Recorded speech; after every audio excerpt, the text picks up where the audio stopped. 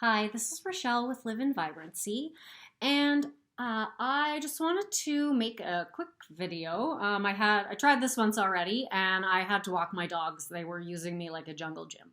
So we're gonna see if if everybody can calm down and let me actually get something done. But the moon is almost full, so it's anybody's guess. So I had a really awesome talk with Dylan James this afternoon, and for anybody watching on YouTube, you might know who he is. If you probably do. If you don't, definitely check him out. He is amazing. I just absolutely love his work so much. So the reason I really like Dylan is because he talks about the importance of emotions in the manifesting process. And so I manifested more than one relationship, but I reconciled my marriage using manifestation. And so I wanted to talk a little bit about emotions and the unconscious mind. So I'm sure you know that affirmations, you should feel them, right? So just affirming and affirming over and over without feeling, you're just memorizing. In order for an affirmation to be really effective, it's important to kind of shift into that emotional space. And so the reason this is because even though sometimes the way people talk about the unconscious mind, it can kind of come across as though it's like the great and powerful Oz. It's not. It's maybe a little bit more like the guy behind the curtain. So about 80% of your unconscious mind is actually your body. Your body expresses your unconscious mind, both the unconscious in your mind and your physical unconscious. So like your nervous system is essentially your unconscious mind. Your body is taking in all this information from the environment.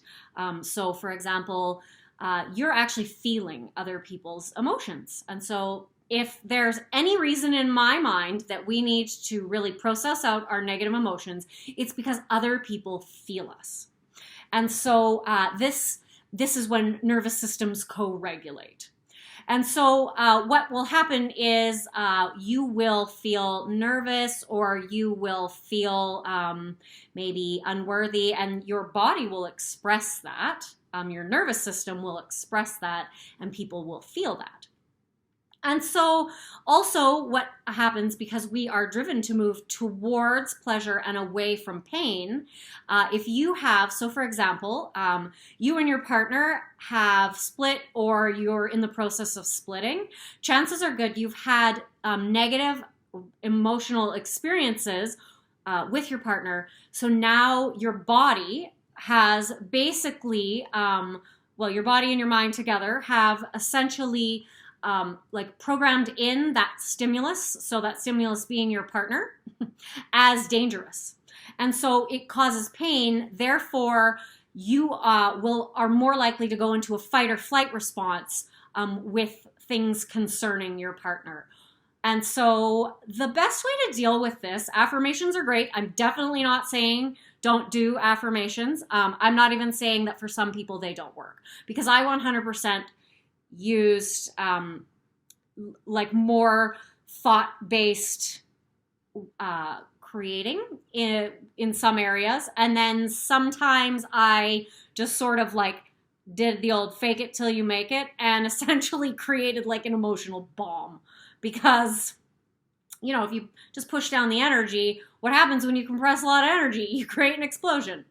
And so the best way to go in and deal with it, if thought-based creating, or thought-based, I guess, therapies, so like meditation, affirmations, these things aren't working for you, then you really want to go in at the level of the body. And I've talked about this in a few other videos, because, so for example, your thoughts, you don't really remember the thought you had last Tuesday, but you would remember probably a conversation that you had with someone that either triggered extreme positive emotions or extreme negative emotions. And this is because essentially your emotions anchor in your thoughts or beliefs, and that's because that thought or belief becomes a stimulus, which then triggers your nervous system. And so this essentially causes your body to respond in certain ways, or when you bring up this memory, your body basically like relives the experience.